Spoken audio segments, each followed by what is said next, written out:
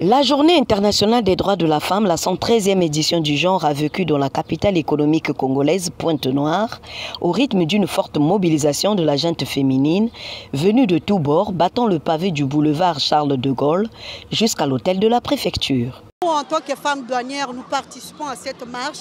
C'est pour prouver à la population, en tant que femmes, nous avons une grande responsabilité d'y participer et montrer à notre ministre de la promotion de la femme. On l'accompagne dans l'exercice de ses fonctions parce que dans les administrations, nous avons les mécaniciennes, nous avons les femmes de la santé, nous avons aussi les enseignantes, nous avons aussi les femmes qui dirigent. Dans ce pays, nous pouvons aussi avoir une femme présidente de la République. Donc voilà pourquoi nous faisons cette marche pour revendiquer nos droits en tant que femmes, en tant qu'épouses dans le foyer et montrer notre capacité que nous pouvons mieux faire. Se protéger à travers la loi Mouébara, c'est une grande chose. Ou parfois dans les rues, dans les quartiers, on viole les femmes. Mais nous, en tant que femmes, nous refusons cela parce que nous ne sommes pas faites pour la violence. Nous sommes là pour accompagner et aider les hommes dans l'exercice de leur service. La femme n'est pas faite pour être violée. La femme est faite pour être heureuse, accompagner ce qui est bon et aller plus de l'avant. Ce moment inédit du 8 mars, dont le message apporté sur les innovations et technologies pour l'égalité de sexe, a permis aux femmes de s'imprégner des avancées significatives sur leurs droits.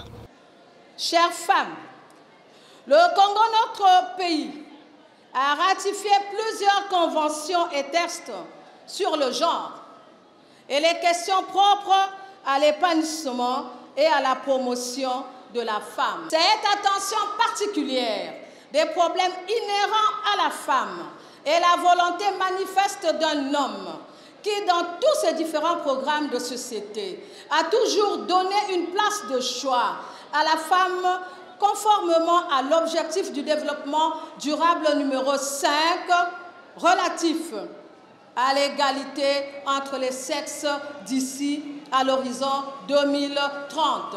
Ayant répondu favorablement à l'initiative du gouvernement, les femmes des douanes congolaises, sous la conduite de Charlotte Tondia Gapula, étaient fières d'avoir joué leur partition. Bravo pour la Bassi, le Ngoné na Bango, le Sakou na Bango, elle est égalité à l'homme et la femme, et Bassi Bali partout.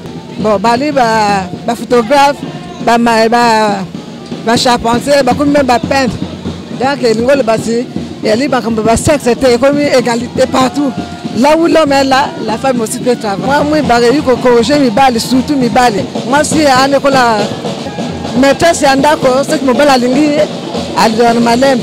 de la préfecture, la délégation des femmes de douane a mis le cap vers leur direction départementale pour les besoins d'indication et de consignes professionnelles avant de prendre d'assaut un somptueux cadre où leur hiérarchie a salué la bravoure et encouragé les femmes à la masculinité positive.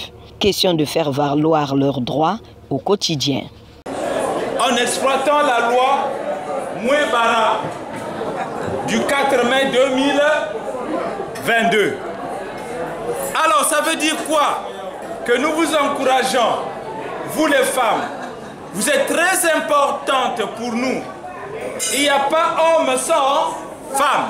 L'appel des deux directeurs est celui de vous attacher à tout ce qu'il y a comme nouvelles technologies de l'information et de la communication, surtout dans notre domaine, le domaine de la douane.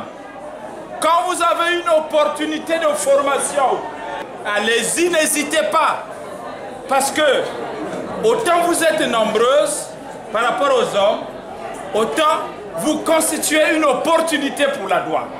Conscientes de leurs responsabilités professionnelles et sociétales, les femmes douanières du Congo ont partagé ensemble un repas.